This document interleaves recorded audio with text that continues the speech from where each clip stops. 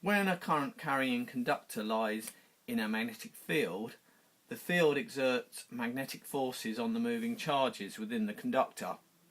These forces are transmitted to the material of the conductor, and the conductor as a whole experiences a force distributed along its length. The electric motor and the moving coil galvanometer both depend for their operation on the magnetic forces on conductors carrying currents. Figure 1 represents a segment of a conducting wire with length L, cross-sectional area A, and in which the current density J is from left to right. The wire is in a magnetic field B perpendicular to the plane of the diagram, in other words it's going in this direction. For generality, we assume the wire contains moving charges of both signs.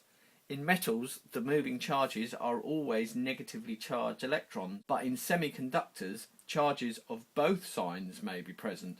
A positive charge Q1 within the wire moving with its drift velocity V1 is acted on by an upward force F, given by F equals Q V cross B.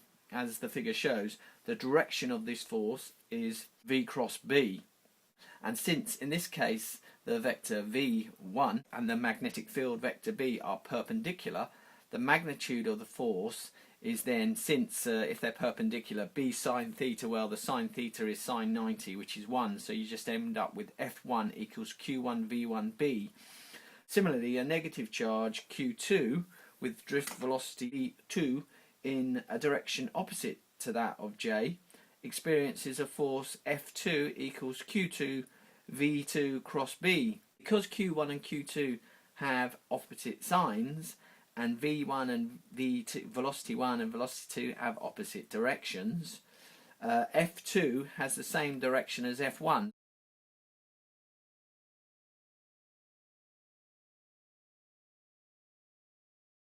The total force on all the moving charges in a length L of the conductor can be expressed in terms of the current.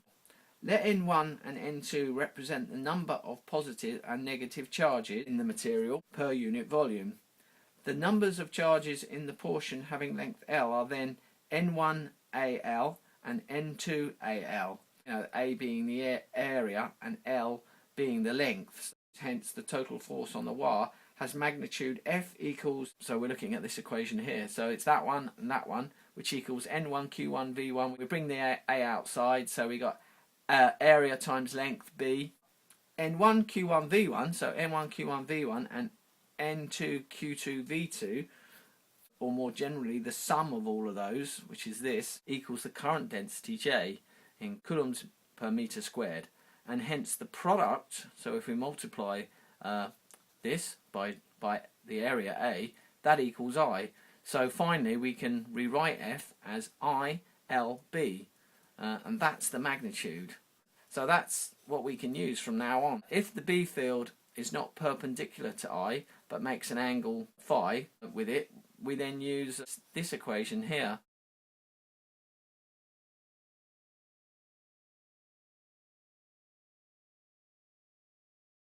To find the direction of the force on a current carrying conductor placed in a magnetic field, we may use the same right-hand rule that we used for moving positive charges. The force is given by FIL cross B, which you can see that's very similar to F equals QV cross B, which is the equation when we're referring to charges moving.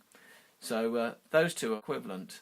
This one we can deal with the lengths of wire moving, and that's going to come in very useful.